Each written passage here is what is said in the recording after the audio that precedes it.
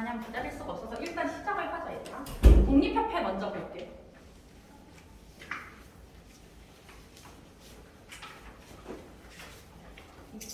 이거는 1학기 때 줬던 가보기역 뒤에 있는 그 부분인데.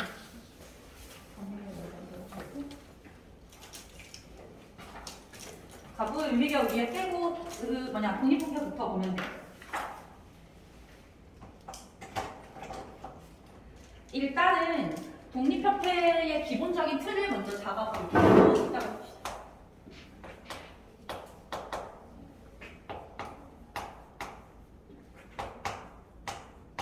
요 네 해에 걸쳐있는 사건을 우리가 봐야 되고, 을미년부터 시작을 하자. 을미년에 무슨 일이 있었지? 을미 사병으로 명성황후가 시해당했고, 을미 개혁 때 단발령을 시행해서 무슨 의병이 일어났어? 을미 의병까지가 95년도의 일이거든. 근데 그 을미 사변을 겪었을 때 고종 같은 경우에는 자신의 왕비가 죽었다는 것에 대해서 분개하거나 항의하기보다는 자신도 죽을까봐 되게 무서워했어. 그래서 막 불면증에 시달리고 그러다가 결국에는 도망가지. 어디로 도망가? 러시아 공사관. 그걸 네 글자로 뭐라고 해? 아간파천이라고 하지. 1996년, 1896년에 아간파천을 하는 거야. 아간파천을 하는 것을 보고 있던 서양 열강에 뭐가 심해진다? 이권 심탈이 심해진다 이렇게 배웠지.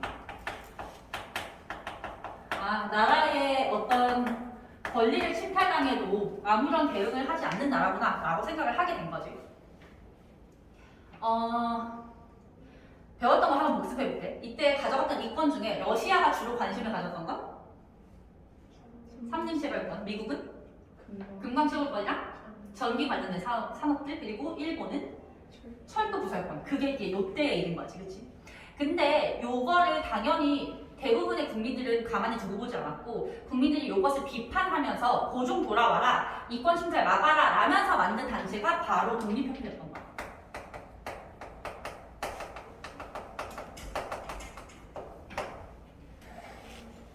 경민이 왔네? 여기 앉아. 여기 앉고. 머리색 더 빠졌네. 며칠 만에. 앉아서 독립협회 보는 게 얘들아. 이거 큰색부터 잡고 빈칸 들어갈 거니까 일단은 색깔을 보고 있어도 돼 얘들아. 독립협회 같은 경우에는 아간파천을 한 고종에게 돌아와라 라고 요구를 했고, 열강의 이권 침탈을 비판을 했다. 우리나라 최초의 시민단체라고 보통은 얘기를 하고, 요거 만든 게 서재필이었지.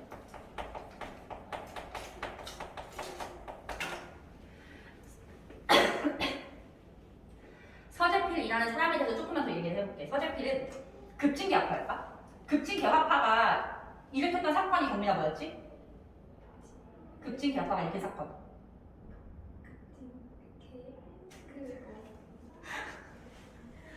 갑신정변이었지. 갑신정변이 끝나고 나서 도망간 사람들을 제외하고는 고종이 다 죽이려고 했어. 그래서 그때 서재필이 잡혀가지고 고종이 서재필을 죽이려고 했는데, 그때 서재필 나이가 19살 정도밖에 안 됐던 거야. 그래서 주변 사람들이 나이도 어리고 주변 형들이 하자는 대로 이끌린 거 아니겠느냐라고 해서 겨우 목숨을 부지를 한 거야. 목숨을 부지했지만 한국에서 살기가 힘들었겠지. 그래서 일본으로 도망을 가서 거기서 살게 돼. 일본에서 살다가 우연한 계기로 미국에 유학 가게 된 거야. 그래서 미국에 유학을 가서 그 당시에 존스 홉킨스 의대에 들어갔어. 존스 홉킨스 의대는 지금도 전 세계 의대 1등이래. 거기를 이제 졸업을 하고서 우리나라 최초로 서양 의사가 됐고, 뭐 학벌도 좋고 직업도 좋으니까 미국에서 영주권이 나와서 미국인이 되는 거야. 얘는 미국인이고, 급진개혁파였잖아. 급진개혁파가 어느 나라를 좋아했었지? 일본 좋아했었잖아. 그래서 서재필이라는 사람은 일본과 미국을 좋아한다는 거야. 이거는 서재필의 특징이기도 하지만 독립협회의 특징이기도 해. 그래서 아까 독립협회는 열강의 이권 침탈을 비판하면서 만들어진 단체라고 했지만, 일본이나 미국의 이권 침탈은 별로 비판하지 않았어. 그거에 대해서는 우리나라를 도와주려고 한다, 근대화를 시켜준다라고 해석을 했고, 누구만 까냐면 러시아만 겁나게 깠어. 그게 독립협회 특징이자 나중에 한계로 나올 거야. 알겠지? 근데 독립협회는 미리 얘기하지만 98년까지 지속되다가 이때 해산이 되는데, 그 사이에 있었던 97년에 고종이 돌아오게 돼. 고종이 환궁을 하고, 나름대로 1년 동안 아간파천에 있는 상태에서 고민을 많이 한 거야. 이 나라에 대해서 내가 뭘 어떻게 할 것인가에 대해서 고민을 하다가 황제 국가를 수립해야겠다고 생각을 한 거지. 그래서 수립한 것이 대한제국. 대한제국을 선포를 하고, 이때 연호를 광무로 삼아서 황제 국가를 선포를 하는 거지. 그때 독립협회는 계속해서 유지가 되고 있었어. 근데 독립협회의 대부분의 사람들, 특히 서재필 같은 경우는 급진개혁파였으면 어떤 정치 체제를 추구했냐면 입헌군주제를 추구했어. 기억나지? 갑신정변 입헌군주제. 입헌군주제는 왕이 있으나 왕의 권력이 어떤 거? 왕의 권력이 헌법에 의해서 제약되는 거잖아. 그걸 원했는데 오히려 왕이 아니라 더 강한 황제를 선포해버리니까 독립협회랑 대한제국이 원하는 게 달랐던 거야. 그래서 독립협회가 98년도에 고종 설득하기에 들어가. 그래서 고종을 설득하기 위해서 뭘 여냐면 관민 공동회라는 걸 열어. 관민 공동회는 관리와 백성들이 공동으로 했던 회의였고, 관리와 백성이 모여서 함께 정책을 논의하는 거니까 되게 큰 발전이잖아. 근데 여기서 나온 결정사항이 이제 입헌군주제를 수립하자라는 거였어. 그래서 왕한테 가서 저희가 관리와 백성들이 모여서 논의를 해보니 우리나라는 입헌군주제를 수립하는 것이 좋겠습니다라고 얘기를 했을 거 아니야. 그때 고종이 알겠다고 한 거야. 고종이 수용을 했어. 그래서 이제 우리나라는 조금만 더 하면 입헌군주제 국가가 될 수 있었는데, 이 독립협회가 하는 꼬라지를 보기 싫었던 몇몇 보수 세력이 왕한테 가서 모함을 한 거야. 뭐라고 모함했냐면 저놈들이 전학계는 입헌군주제라고 얘기를 해놓고서 공화정을 수립하려고 한다라고 얘기를 한 거야. 공화정은 왕이 있는 거 없는 거? 없는 거니까 그 말은 고종이 내려가야 된다는 소리잖아. 그거는 납득을 할 수가 없겠지. 그래서 고종이 굉장히 열이 받았는데, 내가 1학기 때 얘기했던 것 중에 하나가 고종이 귀가 얇다는 거였어. 귀가 겁나 얇아서 사실 확인을 하지 않은 채로 화가 나서 독립협회를 그냥 해산을 시켜버려. 이렇게 독립협회는 끝나. 그리고서 대한제국이 유지가 되잖아. 고종이 열받은 거야. 아니 이놈들이 내가 하회와 같은 이런 아량을 베풀어서 입헌군주제를 수용을 해준다 했는데 내 뒤통수를 치려고 해? 지금 고종은 이 상태인 거야. 그래서 니네가 원하는 거 정반대로 가줄게 라면서 왕권을 엄청 강화시켜. 그때 발표했던 게 대한국국제. 이따가 배우겠지만 대한국국제는 대한제국의 헌법인데 황제권은 무한하다. 그 누구도 건드릴 수 없다라고 아예 법에다가 박아버린 거. 요 흐름을 좀 이해를 하고 있어야 되고, 내가 볼 때 한가락은 요거 안 될 것 같거든. 요 시기. 근데 신목은 어렵게 되면 얘를 낼 수도 있을 것 같아. 시기가 독립협회 해산 이후라는 거. 그래서 요거 좀 체크를 해놔. 연도를 외울 필요 없는데 시기가 요 다음이다. 오케이. 그래서 얘네가 이렇게 좀 맞물려 있기 때문에 이 큰 흐름을 먼저 잡고서 디테일을 보도록 합시다. 독립협회 프린트 보시면 열강의 이권 침탈, 뭐 이후에 이권 침탈이 심화되었다. 아관파천 이후에 심화되었다. 특히 고종을 데리고 있는 누구의 영향력이 제일 셌느냐? 고종을 데리고 있는 게 러시아죠. 러시아의 영향력이 강화되었다. 그래서 사람들이 이걸 비판하기 시작했는데, 독립협회가 만들어지기 전에 뭐가 먼저 만들어지냐면 독립신문이 먼저 만들어져요. 독립신문을 창간한 게 서재필이었고, 우리나라 최초의 민간신문이었어. 민간에서 발행한 신문.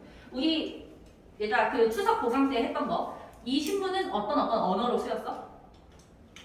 순환글과 영문 두 가지로 쓰였죠. 서재필이 미국인이니까 자기가 직접 영어로 썼고, 순환글을 써서 일반 민중들도 이해를 할 수 있게 하고, 영어로 써서 외국인도 이해할 수 있게 하고, 요 신문인 거지. 두 번 나오는 거야 시험 범위에. 그러고서 이제 독립협회를 그 다음에 만들게 돼. 요거 순서 잘 체크하세요. 신문이 먼저 그 다음 협회. 근데 독립협회가 만들어지고서 제일 먼저 했던 일이 뭐냐면 독립문을 건립하는 거였어. 독립문 얘다 가본 적 있지? 저기 서대문 현무소 옆에 있는데 이렇게 약간 프랑스에 있는 개선문처럼 생겨가지고 독립문 이렇게 적혀있어. 이거를 세우는 게 독립협회가 했던 첫 번째 일이었는데, 아무래도 이런 거 건립하려면 돈이 많이 필요할 거 아니야. 그래서 돈을 모금을 했고, 모금을 한 사람은 그 액수에 상관없이 누구나 독립협회에 가입할 수 있게 해준 거야. 그러면 내가 되게 평범한 농민이어도 뭐 1,000원만 내도 여기에 가입할 수 있는 거니까 민중과 함께 할 수 있었겠지. 대중적인 단체의 성격을 지닌. 얘가 급진개혁파였다는 게 계속해서 나오고 있는데, 급진개혁파가 갑신정변 일으켰을 때 너희들은 1학기 때 배웠던 거 잘 기억해봐. 갑신정변은 일반 민중들과 함께 했어? 하지 않았어? 함께 하지 않았지. 소수의 지식인 위주로만 굴러가고 민중을 배척했기 때문에 실패했었잖아. 그 한계를 극복했다고 보는 거죠. 드디어 민중과 함께 하게 되었다. 그리고 거기 보면 독립문이 영문문이 있었던 자리라고 나와 있어. 영문문.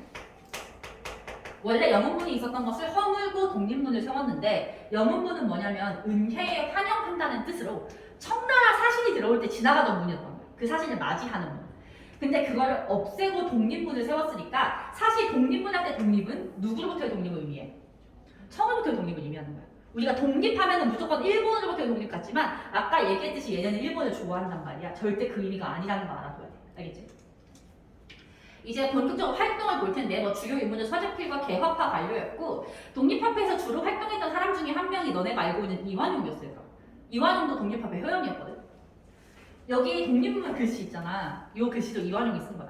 그때 이완용이 조선 최고의 서예가였대. 글씨를 너무 잘 쓰대. 한석봉처럼. 그래서 이 글씨를 이완용이 썼으니 나중에 독립문 가면 한번 지켜봐봐. 얼마나 글씨 잘 쓰는지.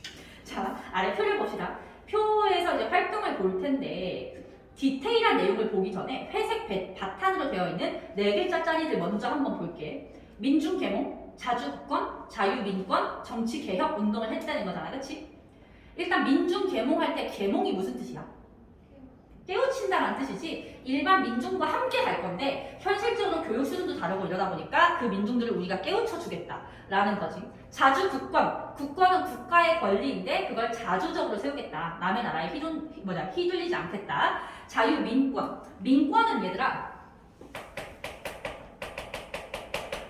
개인의 인권, 인간의 인권으로 해석될 수도 있고 국민의 참정권이라고 해석될 수도 있어. 그래서 거기 보면 신체의 자유, 언론 출판 집회 결사의 자유는 인권의 측면인데 참정권 운동도 했더라. 이건 그냥 가볍게만 보시고 정치개혁 운동까지 했다. 이렇게 보는 거야. 그래서 민중개몽부터 좀 디테일하게 보면 토론회를 개최했다. 토론회를 개최해서 이제 민중들에게 어떤 사회 현안에 대해서 알려주기도 하고 함께 의견을 나누는 거지. 근데 초기에는 교육진흥, 산업개발, 미신타파 같은 계몽적인 주제였다면 시간이 갈수록 열강의 이권 침탈 반대, 민권 신장, 의회 설립같이 정치적이고 어려운 주제로 확장됐다는 거지. 교육을 받지 못한 일반 민중들이 이런 주제를 가지고 논의할 수 있었다는 것은 그만큼 토론회에 성과가 있었다는 부분을 보여주는 거기도 하죠. 자주국권을 볼게요. 자주국권에서 일단 여백에다가 요거 하나만 추가해볼까? 왠지 신목은 요거 낼 수도 있을 것 같아.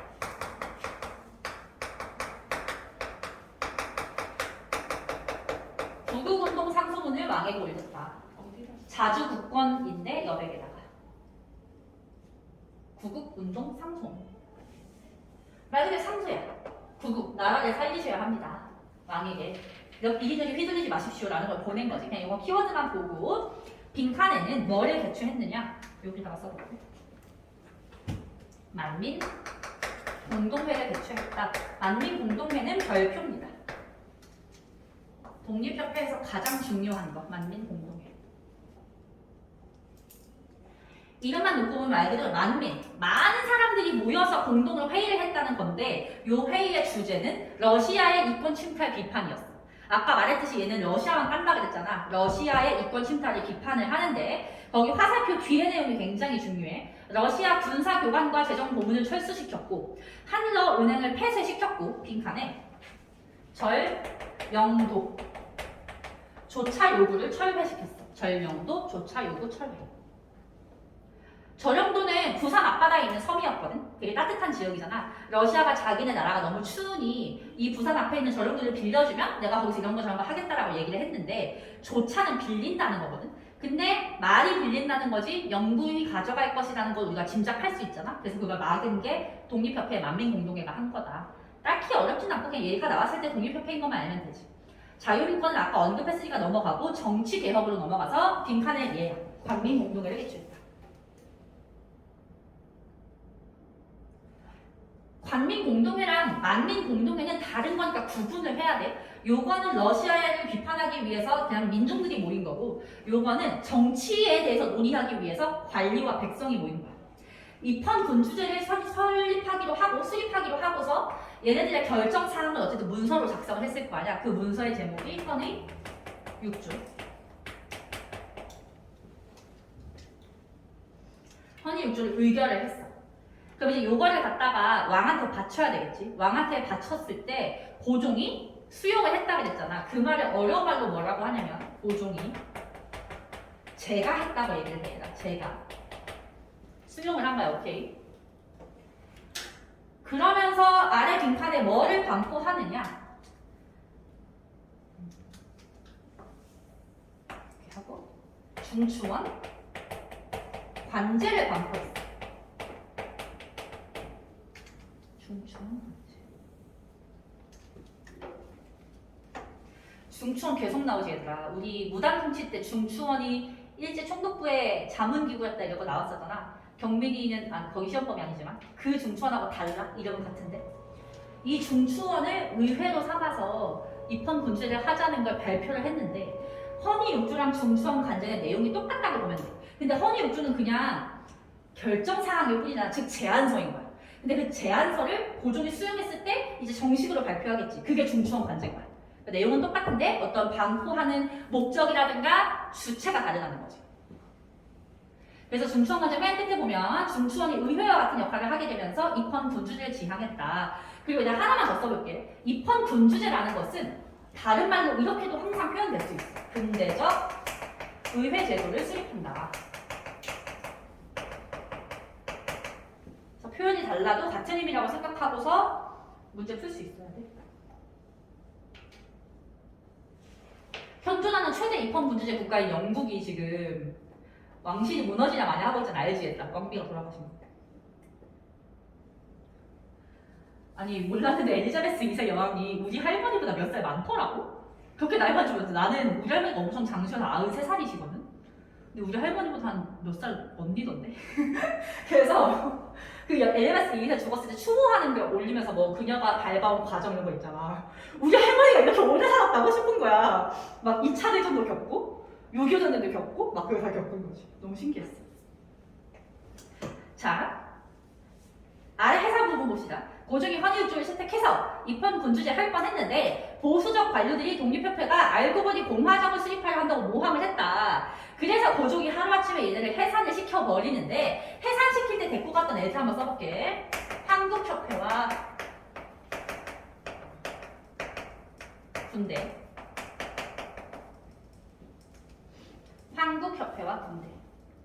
얘들아 우리 뒤에 그 2-5 경제 파트에서 시전 상인들이 만들었던 일종의 노동조합인 황국중앙총상에 배웠지.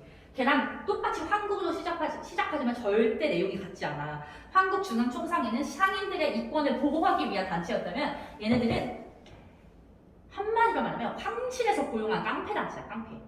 보부상 알지? 보부상. 보부상들 그 이동해 다니면서 물건 파는 애들이 자기네 먹고 살 길이 힘들어지니까 나라에서 원조를 받고 나라를 위해서 언제든지 가서 폭력을 행사했던 거야. 그러니까 어떻게 보면 대부분의 민중들로 구성되어 있는 이 독립협회를 해산시키기 위해서 왕이 황제가 깡패를 고용했다는 그런 이상한 상황인 거지. 그러면서 이제 해산된 것이 독립협회의 마지막 내용이다. 의와 한계 한번 볼게. 의는 자유민권, 자주국권, 근대 국민국가를 지향했다. 그리고 밑줄 일반 대중이 직접 참여했다. 이게 가장 중요한 거지. 일반 대중의 직접 참여 밑에다가 경민이만 이렇게 써볼게. 신복은 안 해도 되고 경민이는 갑신정변의 한계 극복. 갑신정변의 한계 극복. 하지만 한계는 러시아를 제외한 열강에 대해서 특히 미국과 일본에 대해서 우호적이었다. 우리나라를 대놓고 침략하려고 계획을 짜고 있던 게 일본인데 그 침략 의도를 전혀 간파하지 못했다는 점은 아쉬운 점. 오케이. 자, 뒷장 넘어가서 대한제국을 봅시다. 대한제국. 아만 파천한 지 1년 후에 고종이 돌아오게 되는데 어디로 환궁을 하냐면 경운궁으로 환궁을 하고요. 경운궁은 지금의 덕수궁이야.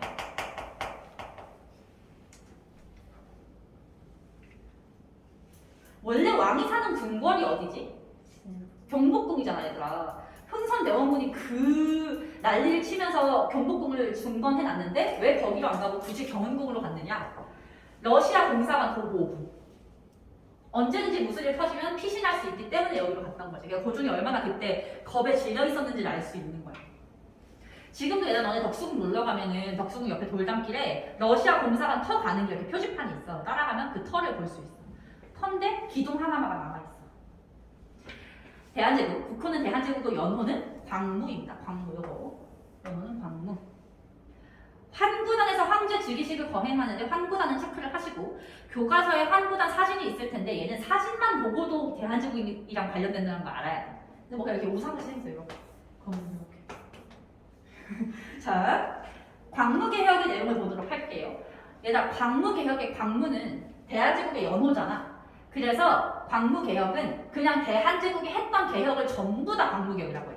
근데 너네가 1학기 때 경민이는 이번에 시험범위 가부개혁, 을미개혁 있을 때 가부개혁은 가보년, 을미개혁은 을미년 있었던 거잖아. 근데 얘네는 그런 몇 년에 했는지는 중요하지 않고 대한제국이 했으면 그냥 다 광무개혁인 거야. 그래서 몇 년부터 몇 년이라고 치지 않아. 첫 번째 동그라미 1번은 요거야. 대한국국제헌법. 대한국국제헌법. 일종의 헌법인데 황제의 무한한 군권, 여기서 군권은 군주권이거든. 무한한 군주권을 강조하면서 독립협회가 원했던 방향과 정반대로 가는 모습을 보여준다. 동그라미 이번에 개혁의 성격 볼게. 개혁의 성격은 빈칸에 구본 신참. 구본 신참. 구본, 옛 것을 근본으로 삼고 신참, 새로운 것을 참고한다 이런 거거든. 옛 것을 근본으로 삼고 새로운 것을 참고한다. 여기서 말하는 옛 것이 의미하는 건 당연히 뭐겠어? 우리나라의 기존의 질서겠지. 눈에 보이지 않는 정신적인 것은 성리학적인 질서를 그대로 두고 싶어. 근데 새로운 것은 기술을 뜻할 거 아니야. 과학기술. 이런 거는 서양의 것을 참고하겠다. 1학기 때 배웠던 온건 개화파, 급진 개화파 중에 누구랑 입장이 같아? 온건 개화파랑 입장이 같다. 동도석이 기억나지? 걔네랑 입장이 같은 거 점진적이다. 갑신정변과 가부개혁은 급진적이어서 실패했다고 비판했어. 오케이.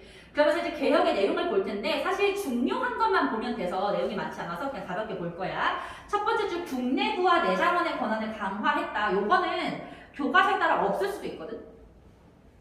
일단 볼게. 나 국내부 위에다가 뭐라고 쓰냐면 이거 한 사람이 없었어. 국내부는 뭐냐면 위에다가 써봐.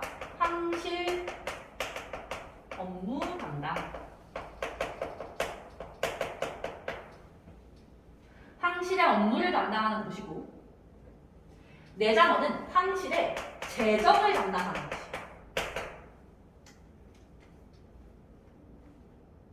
황실의 기본적인 업무랑 재정을 담당하는 게 국내부랑 내장원인데 얘네를 강화하면 황실이 어떻게 보면 비서 같은 기관이니까 황제의 권한도 강화되겠지. 그런 관점에서 보면 돼. 두 번째 줄은 그냥 읽어만 보시고요. 경제개혁의 전체 별표 칠게. 경제개혁이 광무개혁에선 가장 중요해요. 첫 번째 줄 양전 사업을 실시했다. 토지를 측량하는 거지. 토지를 측량해서 국민들이 갖고 있는 토지를 제대로 파악을 한 후에 세금을 걷는 게 목적이지. 세금을 제대로 걷어서 그 세금으로 이제 개혁을 해야 되니까 옆에 양지아문에서 담당했다. 양지아문 체크하시고 담당했던 관청의 이름이야. 근데 토지를 측량했잖아. 그러면 네 땅이 여기부터 여기란다 라는 거를 증명해주는 서류가 필요하잖아. 그런 근대적 토지 소유권을 작성한 문서의 제목 이름이 지계야. 아래줄에 지계. 지계는 너무너무 중요했다. 지계. 근대적 땅 문서다. 지계 아문에서 담당했다. 이거 체크하시고 교육개혁은 당연한 거. 서양의 문물을 받아들여야 되니까 실업학교, 기술학교, 유학생 파견, 근대적 산업기술 이런 거 당연한 거지. 그치? 네 번째 넘어가 볼게. 네 번째 군사개혁에서 빈칸은 원수부.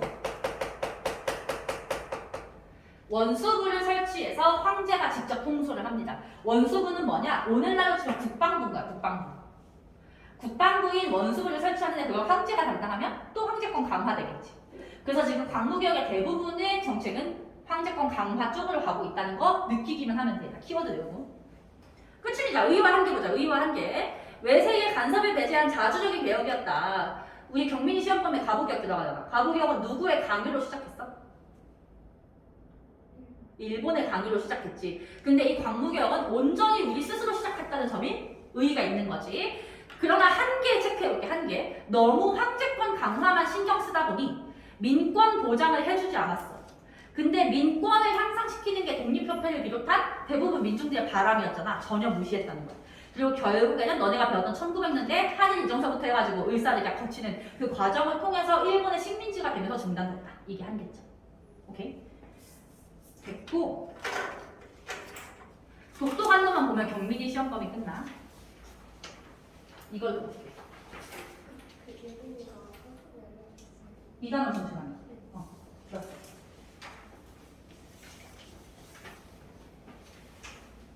이게 신목고 학교 자습서거든. 독도감독. 경민이도 일단 이걸로 배우고 나중에 어차피 너네는 프린트 다 다시 봐주니까 그때 만약에 특별한 내용이 있으면 그때 보는 걸로 하자. 독도감독 봅시다. 1, 2번은 독도, 3, 4번은 간도. 얘들아, 독도는 우리나라 땅이잖아. 독도는 영토 분쟁 지역이라고 할 것 같아? 독도는 영토 분쟁 지역이 아니라 왜냐면 명확하게 우리 땅이야. 분쟁을 할 필요도 없는 거야. 전 세계 모든 나라가 우리 땅인 거 알고 있어. 일본만 지네 땅이라고 우기는 거거든. 그래서 독도는 영토 분쟁 지역이 아니야. 독도 문제를 일본이 사법재판소, 국제사법재판소에 가져가서 거기서 누구 땅인지 가르자고 막 하거든?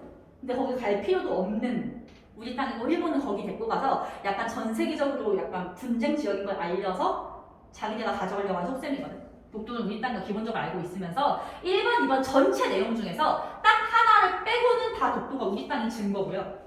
독도가 일본 땅이라고 주장하는 그쪽 증거 하나가 나와 있는데 그걸 구분만 할 수 있으면 돼.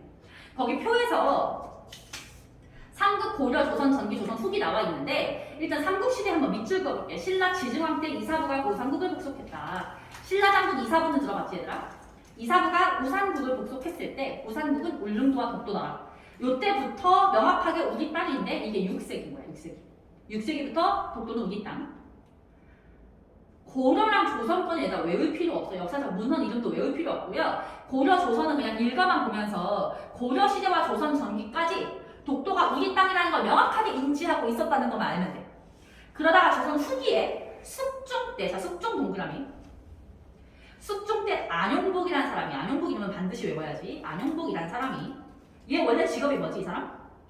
원래 그냥 어부였어. 나라의 관리가 아니고 그냥 어부였는데 이 사람이 자꾸 그 어로 활동을 하는데 일본 배가 독도 근처에서 얼쩡거리니까 빡친 거야. 그래서 아무도 안 시켰는데 혼자 일본으로 가서 일본 정부에다 대고 독도는 조선 땅인데 왜 자꾸 니네 나라에 얼쩡거리게 두냐, 관리를 해라 라고 얘기를 한 거야. 그때 일본 정부가 독도가 너네 땅인데 우리가 관리 못해서 미안해 라고 언급을 한 거지.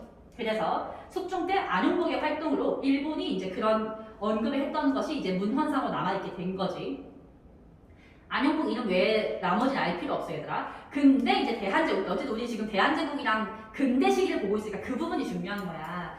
19세기까지 와서도 자꾸 일본 애들이 얼쩡얼쩡 거리니까 그것을 명확하게 막기 위해서 대한제국 칙령 제41호를 공포한다. 이렇게 별표입니다. 대한제국 칙령 제41호.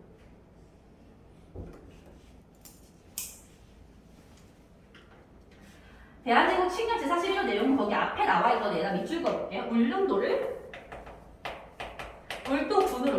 군으로 승격하고 그 울도군이 독도까지 관할하게 했던 것이.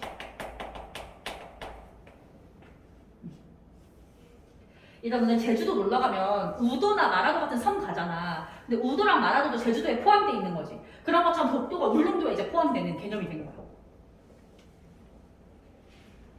근데 일본이 독도를 불법적으로 강탈해갔던 것이 바로 그 이후에 있었던 러일 전쟁 때였어요. 옆에다가 써볼래? 러일 전쟁 때라고 써.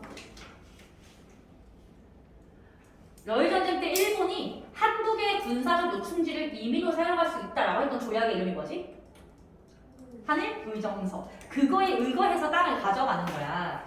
근데 일본이 어쨌든 독도가 자기네 땅이라고 주장한 문서가 있겠지. 그 문서의 제목이 거기 보시면 시마네현 소속으로 고시라고 나와 있잖아. 그 문서 제목이 시마네현 고시인 거야.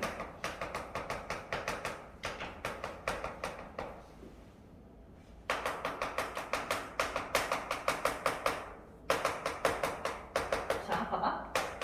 대한제국 칙령이 먼저 발표가 됐는데 일본이 시마네현 고시를 발표했잖아. 대한제국 칙령은 말대로 황제가 발표한 거야. 황제가 직접 내린 명령이거든. 근데 시마네현 고시는 우리 상황으로 바꿔서 표현하면 경상도지사가 발표한 거야. 경상도지사. 그러면 경상도지사가 발표한 게 황제가 발표한 걸 이길 수 있어? 이길 수 없단 말이야. 애초에 얘는 성립을 할 수 없는 거야. 근데 그때 현실적으로 우리가 일본의 국력이 너무 뒤처지고 일본이 워낙 강한 상태였기 때문에 해결을 못하고 넘어갔던 거지.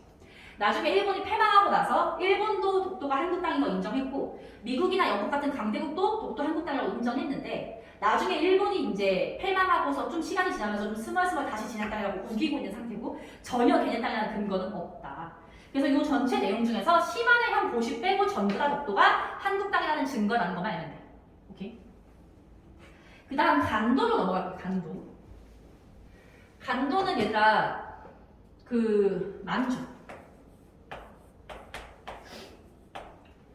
만주가 있고 여기 연해주가 있을 때 이 넓은 만주 땅 중에서 우리 영토랑 가까운 땅을 간도라고 한다고 했잖아. 근데 이 간도 땅은 옛날부터 중국과 한국의 경계가 없이 살아왔어. 얘들아 고조선 기억나지?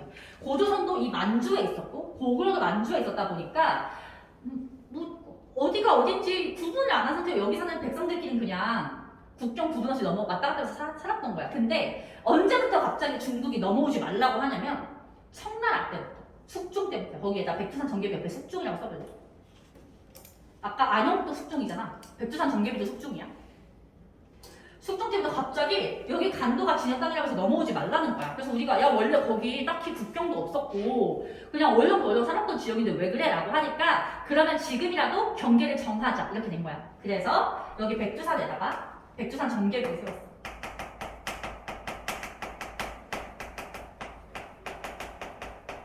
정계라는 것 자체가 경계를 정한다라는 의미거든. 경계를 정하자라고 해서 이 비석을 세웠는데 이 비석에서 뭐라고 얘기했냐면 한국과 중국의 경계를 서쪽으로는 압록강,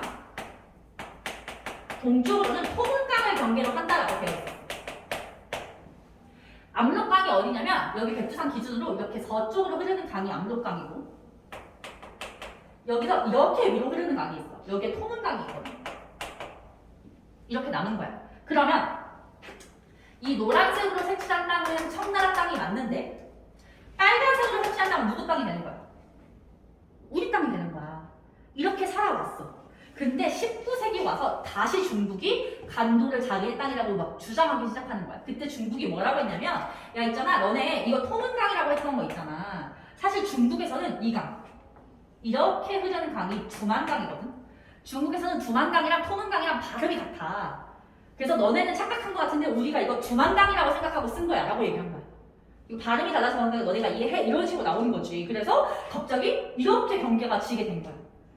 그래서 19세기에 간도 귀속 문제가 발생을 하게 돼. 거기 바로 이번 간도 귀속 문제에서 세 번째 줄 백두산 정계비의 해석 문제를 둘러싸고 의견 대립이 지속됐고 그 해석 문제라는 건 두만강과 토문강의 해석 문제인 거지. 근데 사실상 그냥 중국이 우긴 거야. 그래서 대한제국이 이 간도를 더욱더 확실하게 관리하지 않으면 뺏기겠다라고 생각을 해서 간도를 관리하기 시작해. 맨 아래에 대한제국의 간도 관할을 보면 두 번째 줄 간도를 함경도의 행정구역 안으로 편입을 했고 찾았어? 함경도에서 간도를 관리하게끔 했고 이범윤 동그라미, 이범윤 사람을 외워야 돼. 이범윤을 간도 관리사로 임명해서 주민을 직접 관할하게 했다. 이범윤은 참고로 얘들아 헤이그 특사로 갔던 이상설 기억하지? 이상설의 큰아버지였어. 둘 다 이제 끝까지 독립운동하셨던 분들이고 이렇게 해서 어쨌든 간도를 되게 적극적으로 관리했는데 결국 오늘날 간도 이거 누구 땅이야? 결국 중국 땅이잖아. 왜 그렇게 됐냐면 맨 마지막에 있는 간도 협약 때문이야. 얘들아 간도 협약 옆에 연도에다가 체크해볼게. 1909년이잖아. 연도를 외우지 않은 게 아니라 그 밑에다가 뭐라고 쓸 거냐면 을사늑약 이후라고 써볼게.